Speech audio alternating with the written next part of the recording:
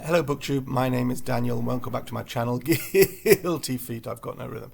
And today I'm going to do a tag which isn't a tag, or at least it was a tag in which I was not tagged, but then the original tag creator said to me, oh yeah, I guess I could have tagged you in that, do you want to do it? I see you, Mark, from Book Time with Elvis. I see you and your crazy attempt to gather loads of personal information about people for who knows what nefarious ends. But thank you, because I love this tag, and it gives me the opportunity to talk about loads of books, which I love doing, and I'm going to do it, even though you didn't tag me and kind of half-tagged me. Question 1. Do you have a preference for biography or autobiography? Not really. I have a shelf in my Goodreads, which is called biography/autobiography. I didn't go through and count how many of those are biographies or autobiographies. So I don't think in my head I prefer one over the other. I'm looking, good books. Do you gravitate towards specific areas like sport, celebrity, history, etc.? Yeah, probably. Sport, mostly cricket. So I guess a recent example would be Alistair Cook's The Autobiography. Alistair Cook, former England captain, if you know anything about cricket. This was about as dull and reliable as his batting. Made him a great sportsman, not necessarily a great writer, but I love it because it's the era. He's writing about an era that I'm familiar with, and this was good fun. So yeah, that's that. Music-wise, I pick up a few bits and pieces over the years, biographies and autobiographies of specific musicians. And again, it's on a whim. If I see something that looks nice, so for example, this is a book that I saw in a real life visit to a real life store a couple of years ago, and just the book itself looked like something that I wanted to own. And then I managed to pick it up sort of secondhand relatively cheaply. This was Debbie Harry's Face It. So, I've been a fan of Debbie Harry and Blondie over the years. I sat outside a concert of them, in the last 10 years they were in my hometown here in Israel, and we didn't pay to go into the concert there. We have an amphitheatre at the other end of town, and I just sat on a hill outside and we listened to music. So sort of an old school fan. I grew up with Debbie Harry as in my formative years, where I didn't quite understand what females were.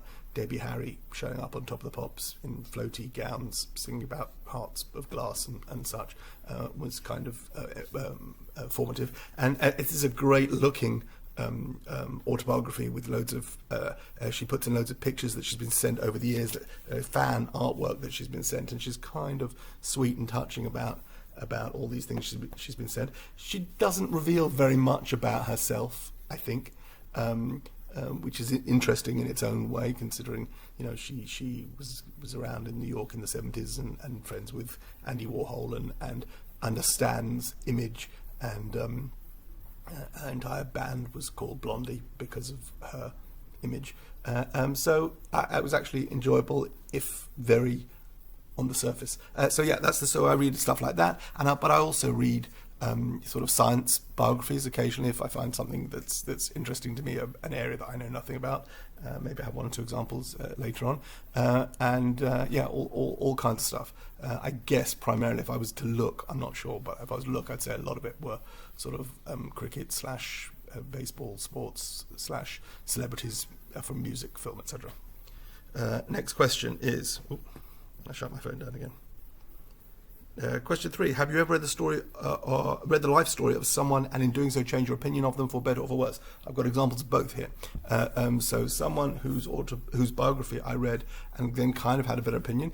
Charles Lindbergh. This is by A. Scott Berg, and who I think also did a biography of Sam Goldwyn of Metro Goldwyn Mayer.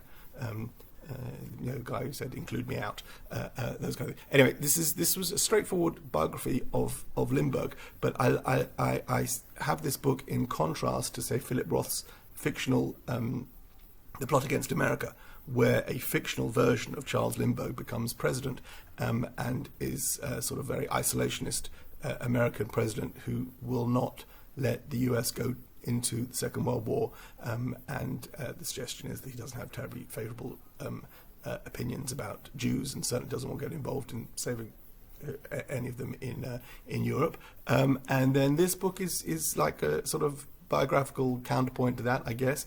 Berg, I think, is quite. I mean, Lindbergh's an interesting character. and worth looking into. When he flew across the Atlantic, he became the first proto-celeb and the most famous and most photographed man in the world at that time. And then horrible things happened to him. The tragedy of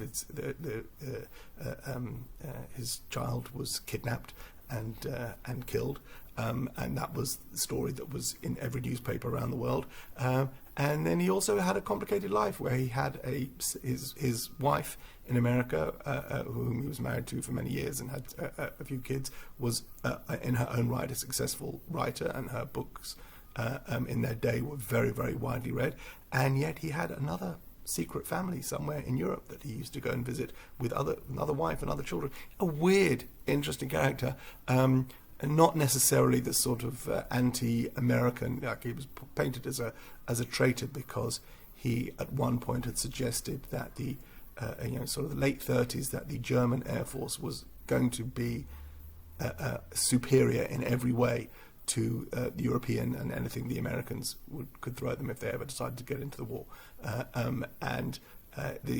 Because of this, he was considered pro-German, anti-American, and he was banned from joining up. He was older by that time, but a famous pilot, and he was banned from joining the Air Force, the American Air Force, and flying in any way. He was also, for the American side in Second World War, and off his own bat, flew several missions as a civilian for the Allied forces. So interesting, complex character, and I like the fact that I've got both these sides and both these sorts of stories. And this is, I think, humanised him in many ways, despite the fact that he was clearly an oddbod.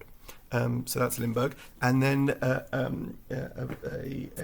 kind of autobiographical book which left a very sour taste in my mouth is Foreskins Lament by Shalom Ausland. I read his first collection of short stories, which was called Beware of God.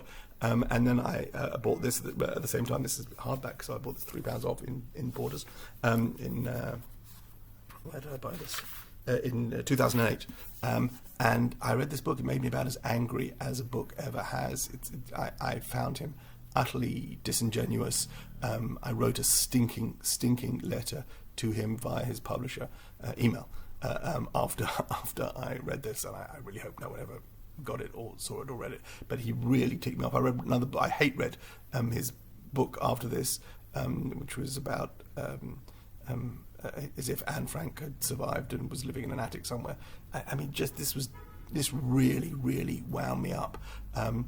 His treatment of his parents and his family, however poorly he was treated, he's just, in my opinion, utterly disingenuous about his response to that.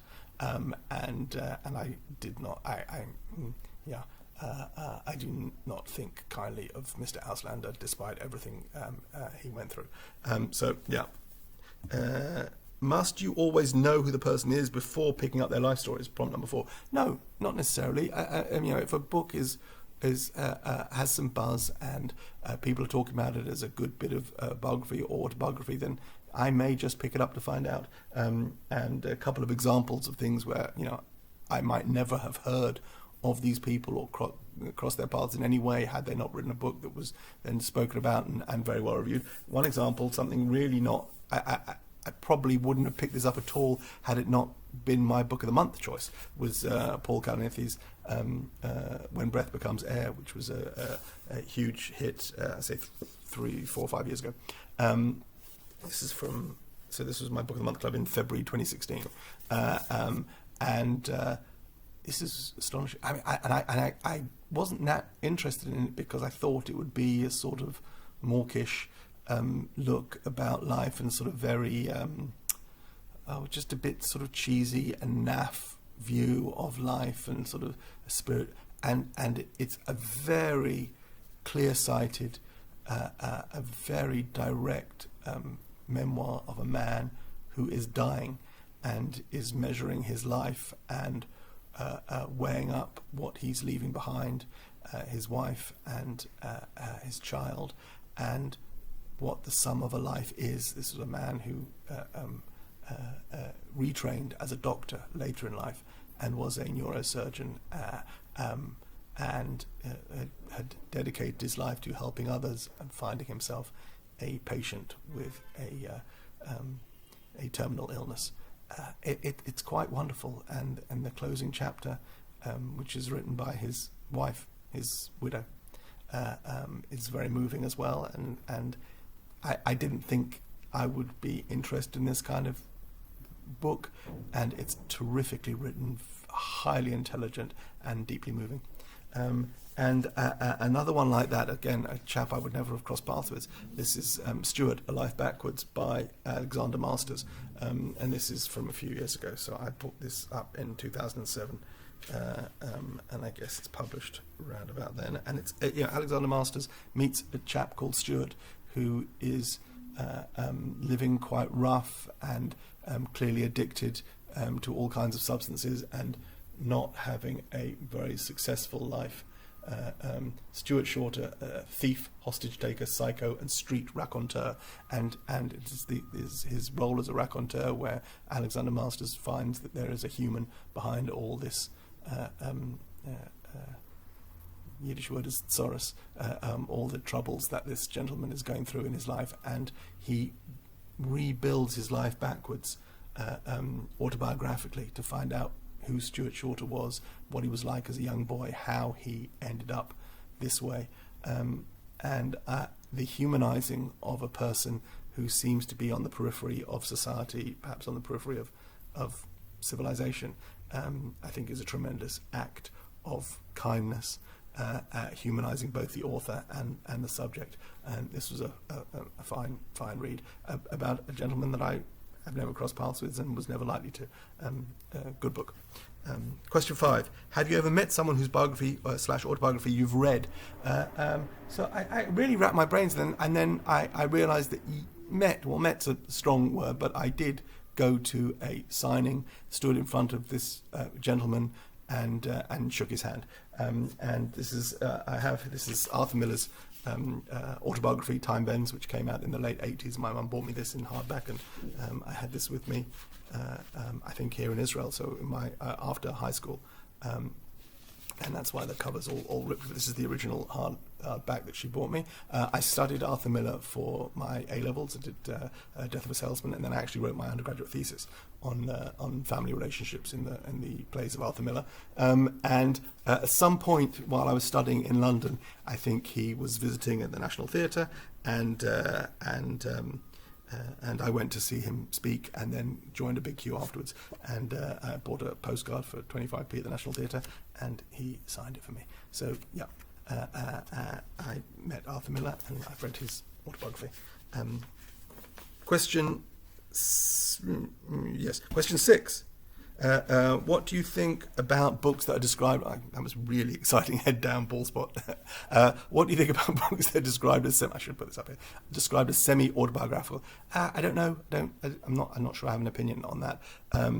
I guess there have been. I guess the most famous controversy is about James Frey's. Is that James Frey? Is that his name? I haven't read the book, and it was an Oprah pick, and the 1,000 million pieces or whatever it was. I didn't read it. I guess I'm kind of put off reading it after all the controversy that surrounded it, that he had fictionalized parts or stolen, created a sort of portmanteau life based on lots of other stories, only some of which had happened to him, and yet this was being touted as his journey to sobriety. So I don't know. I mean, isn't all writing semi-fictional, even if you're writing about yourself? I've read 6 volumes of Karl Ove Knausgaard's thing. That is that semi-autobiographical? I'm reasonably sure he doesn't remember every single conversation he had from the age of 11 up to the present day. So I don't think it's necessarily a deal breaker. I think it's probably bad marketing to describe something as semi-autobiographical, but I don't care. Question 7. Give an example of a life story that's really surprised you. Well, really strong word. Here's one I bought this, so I must have read good reviews and thought it was going to be good, but I was kind of blown away by it. This is The Story of the Streets by Mike Skinner. If you don't know, The Streets was the name of the band that Mike Skinner was in, and really it was his name. The Streets really was Mike Skinner, and he was an underground rapper in Birmingham in the early aughts, I guess. This is from 2013. When was his first album out?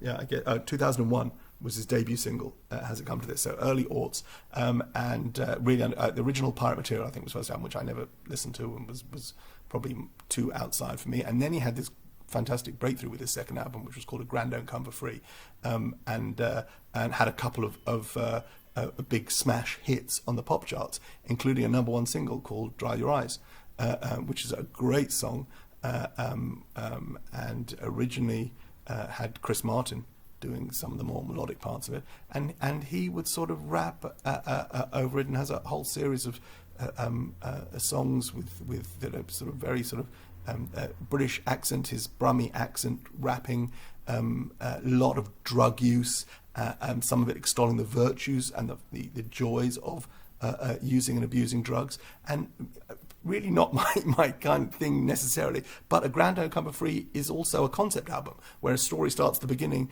what happens to the $1,000 goes missing, and how he accuses his friends of nicking it, and what happens to that $1,000 and where it turns up.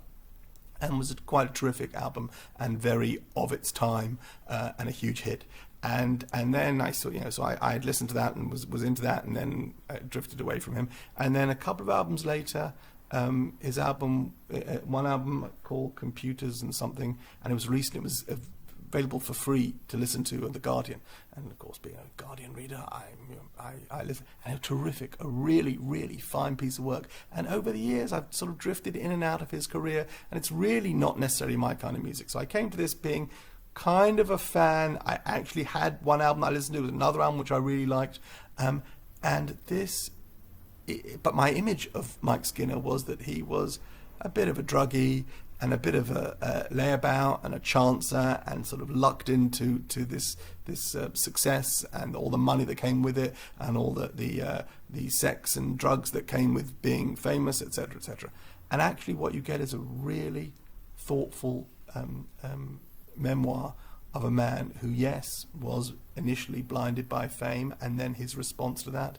You get his relationship with his dad, his relationship to women, and becoming a father, and it's again very touching, very moving, very inward looking, and not confessional so much as just actually clear-sighted about his own life, and are able to articulate that in ways which perhaps, well, when you think of his skills as a lyricist, perhaps it shouldn't have been a surprise, but I had pigeonholed him as a certain kind of musician and celeb, and actually this was a terrific work. So, Story of the Streets by Mike Skinner, I've lent this to a few people because it's just a good read. What biographies, autobiographies, memoirs, etc. currently on your TBR? I have nothing on I checked nothing on my physical TBR here, but I know the books that I have waiting for me in London. Two that I know of are A Room of One's Own, Virginia Woolf, which I picked up. I've got a copy there, and then another is My Life by Marc Chagall, which I just saw. Like the look of it was a Penguin Modern Classic, so I have those two waiting for me, and I'll continue to pick up. I don't know why I decided to pick up Marc Chagall, but okay, yeah. So another thing, occasionally I will read biographies of artists, because I'm totally thick when it comes to art. But I've read sort of potted histories of Magritte and Modigliani and David Hockney. Just the kind, I dip in and now and then just because they kind of interest me, but I need someone to explain to me why I like the things that I've seen of theirs. So Marc Chagall is another one of those, and this is an autobiography, so that was kind of interesting. Whose life story did you find particularly hard going, either emotionally? Oh no, sorry. What? No, yeah. Oh God, I don't know. Whose life story did you find particularly hard going, either emotionally difficult to read or boring? I don't. I think I forgot to do this one. Sorry. Is there anyone you know personally who you feel should have their life story written down? No. Have you read any diaries or collections of letters? If so, which ones did you find interesting? Yeah, occasionally. I mean, not a whole load. Letters, I've seen this. A couple of people have read this, and this is great. This is the Mitfords, Letters Between Six Sisters, edited by Charlotte Mosley, who is the daughter or the granddaughter of Diana, who was married to Oswald Mosley. I don't know which she is. Is Charlotte the granddaughter? Anyway, she's a Mosley related to a Mitford. Terrific, gossipy, nasty. They're just quotable. There's one of the sisters, Unity, is obsessed with Hitler, and then Diana is married to Oswald Mosley, who was a fascist, so she spends the war in prison with him because he's a fascist. And did I say he was a fascist? And Nancy was a novelist, and the youngest one, Deborah, became the Duchess of Devonshire, and she just sort of lives this quiet life. And Jessica also was a writer in the end, and one of them becomes involved in a same-sex relationship, and one of the sisters refers to it in a letter as she's become a you-know-what-bian, and it was just lovely, quotable, terrifically upper-class tosh. But they were actually very entertaining, despite the fact that at least two of them were fascists. Anyway, good fun. And then diaries. I read this. I don't know why. But yeah, I read the Noel Coward diaries, which are a great big chunky thing, edited by Graham Payne, who I think was Coward's partner. Correct me if I'm wrong. And Sheridan Morley, Robert Morley's son, who was a broadcaster and biographer. And also, again, wonderfully gossipy, actual diaries, and talking about going from I would say the 40s all the way up to the late 60s, and the time when he met the Beatles, and the time when he was making this movie, and the time when he was invited to this party in Hollywood, and just juicy, rich, and endlessly witty in ways that we can only dream of aspiring to. What are a few life storybooks that you would recommend us to read? I just have a selection here. So here's one. This is sort of science one, Lab Girl by Hope Jahren.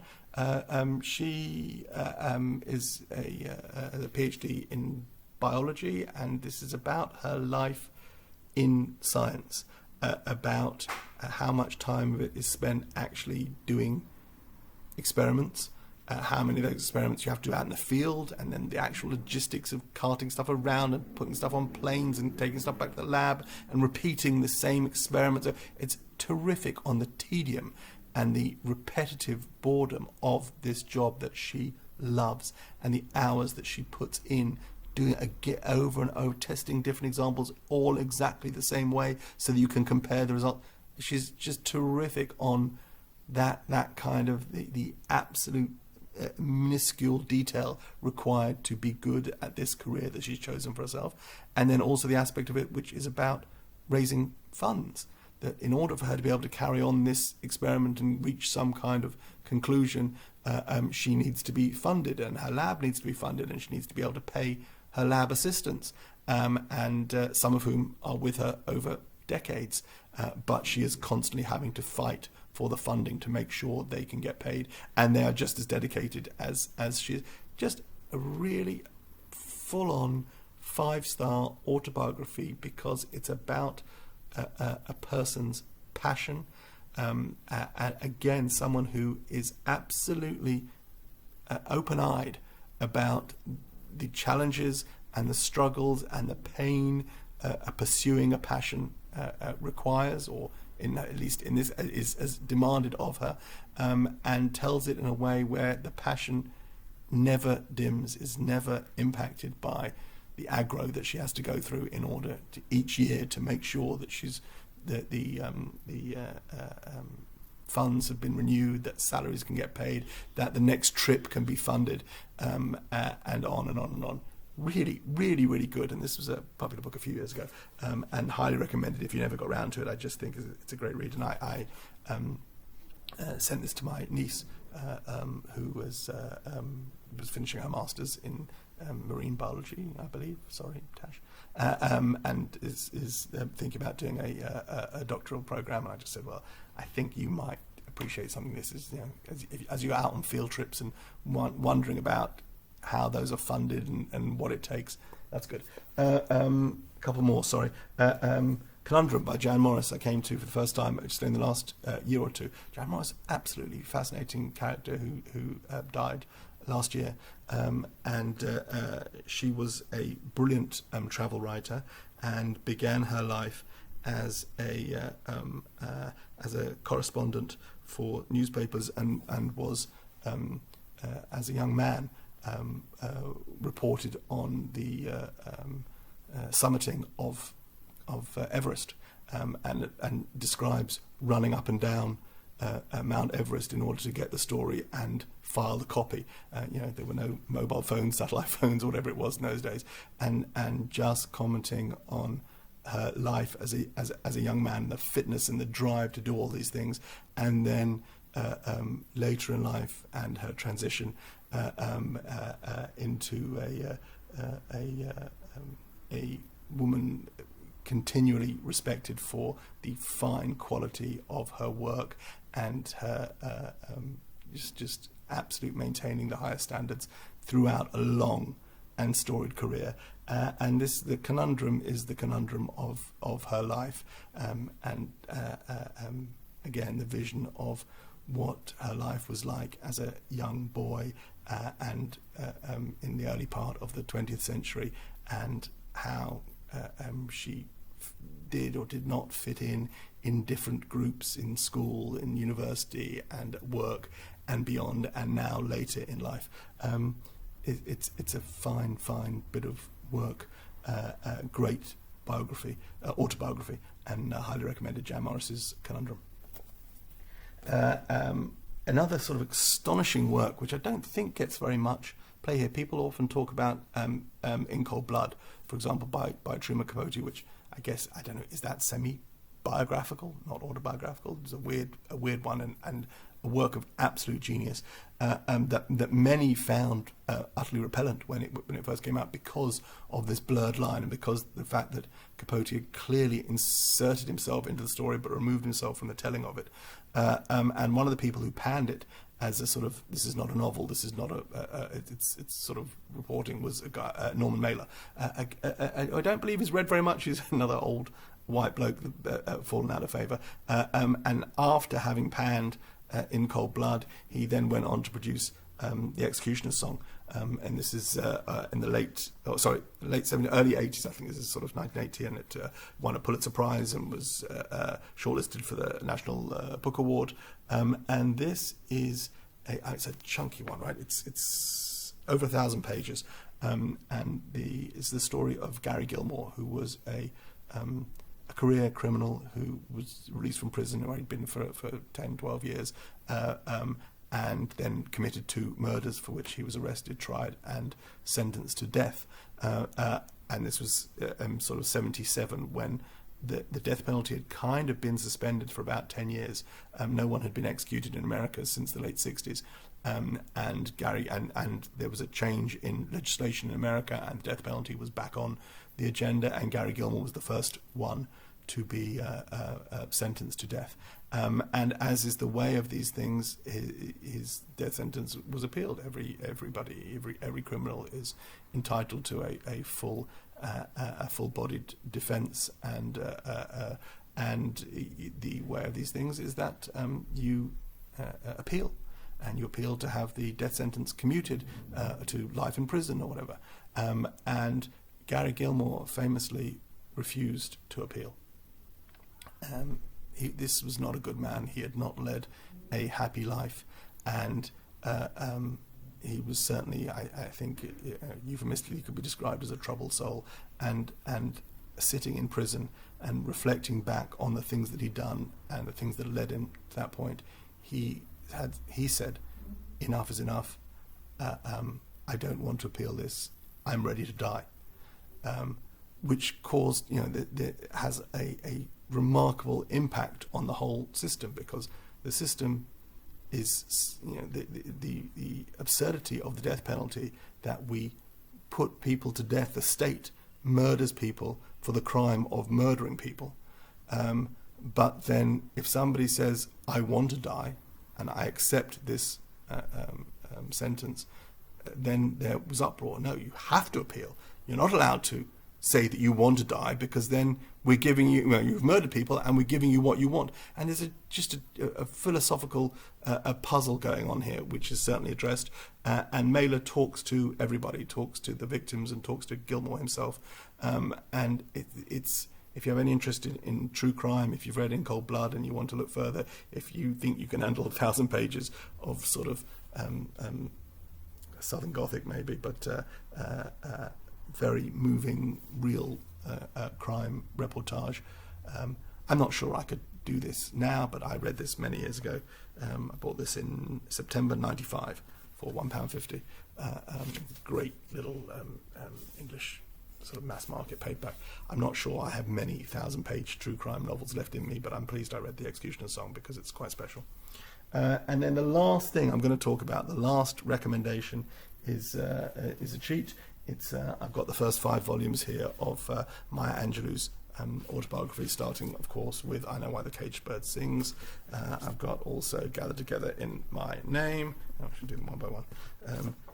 Singing and Swinging, Getting Merry Like Christmas, The Heart of a Woman, and All God's Children Need Travelling Shoes. I bought and read these in the early 90s, and I know that I think there've been a couple more volumes published which are considered part of the set, but I've never read them. I've read some of the poems from And Still I Rise.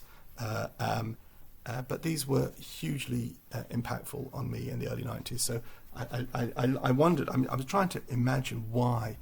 I'm 22, 23 years old, I'm just finished studying, I'm out in the world, and I bought this in September 92. Now it wouldn't have been until November 92, January 93, November 92, Clinton won, and so it wouldn't have been until January 93 that Maya Angelou, I believe, spoke at Clinton's inauguration. So somehow she must have been in the zeitgeist. Somehow I must have thought, this is somebody I need to read, and I went through each of these, bought these one after the other, in these lovely vintage, Virago, not vintage, Virago is the name of the press, editions, and they had a huge impact on me.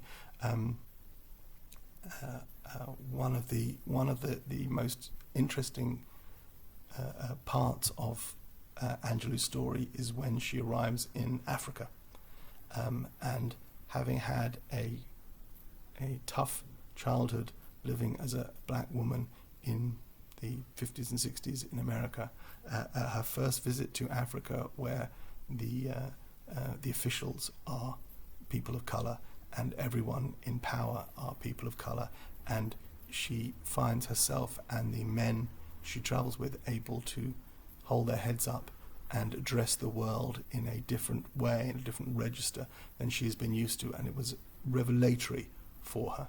I don't wish to make any comparison at all between her experience and anything I experienced, but I was going through a time thinking about whether I wanted to live my life in the UK or move to Israel, I guess in the early 90s, and we moved here in 96. And I think part of, I was certainly influenced. I certainly related in some way. Again, not trying to compare one situation with the other, but I related to that idea of being in a place where more people, and specifically the majority of the people, were like me.